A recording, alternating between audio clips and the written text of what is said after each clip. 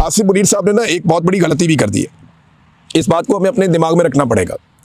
गलती क्या कि जो एक फौजी होता है या जो एक जर्नैल होता है, उसके पास जो सबसे बड़ी ताकत होती है वो ये होती है कि लोग उसे बहादुर और दिलेर समझते हैं। यही सबसे बड़ी चीज़ होती है ना।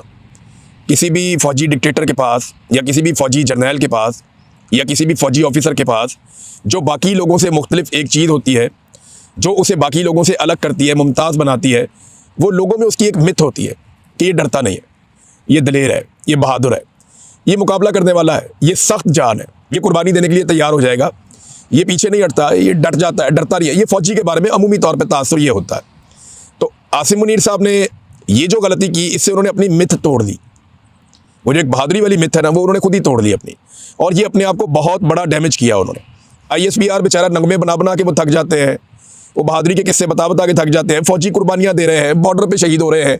इतनी बहादुर फौज का क्या कोई इतना बुज़दिल सपा सलार हो सकता है कि वो इस्तिस्ना मांग ले? कौन सा हमारा मुस्लिम तारीख उठाकर देख ले, कौन सा जर्नल है जिसने इस्तिस्ना मांगी थी? इस्तिस्ना तो कोई नहीं मांगता।